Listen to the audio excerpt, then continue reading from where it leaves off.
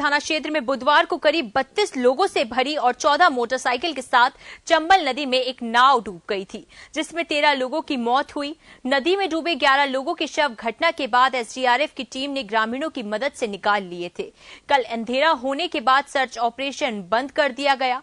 आज सुबह search operation वापस चालू किया गया। फिर से एसडीआरएफ की टीमों ने सर्च ऑपरेशन चलाया। नदी में डूबी 2 बालिकाओं के शव आज फिर निकाले गए। घटना को लेकर जिला प्रशासन, पुलिस प्रशासन अपना सख्त रवैया दिखा रहा है। बीते कल संभागीय आयुक्त केसी मीणा में कड़ा एक्शन लेते हुए मोटर व्हीकल इंस्पेक्टर, ग्राम सेवक पटवारी को, एपीओ को यहां पर दर्ज बुलाया और साथ ही खतौली थाना प्रभारी को तत्काल प्रभाव से लाइन हाजिर किया था।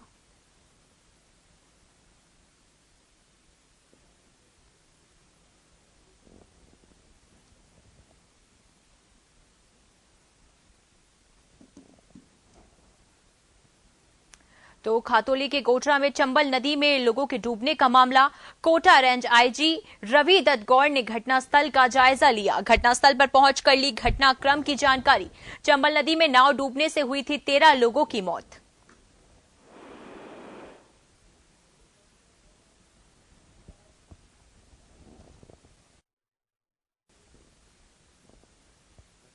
चलिए, इस पर और अधिक जानकारी के लिए संवाददाता ललित बंसल इटावा से हमारे साथ फोन लाइन पे जुड़ चुके हैं। ललित, किसकी यहाँ पर गैर जिम्मेदारी मानी जाए, क्योंकि क्षमता से ज्यादा यहाँ पर लोगों को बिठाया गया, उसके बाद वाहनों को भी उसमें रखा गया, तो आखिर लापरवाही किसकी सामने आई?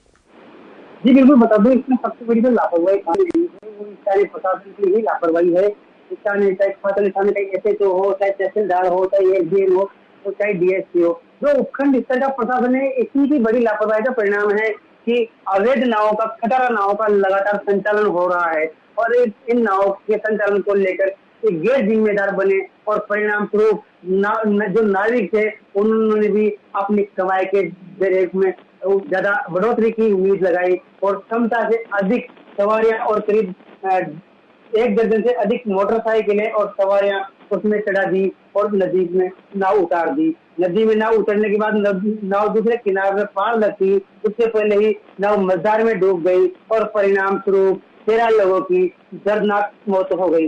इस हादसे में 11 लोगों के शव कल निकाले जा चुके थे। आज 2 बालिकाओं, कन्याओं के जो शव है वो निकाले गए हैं।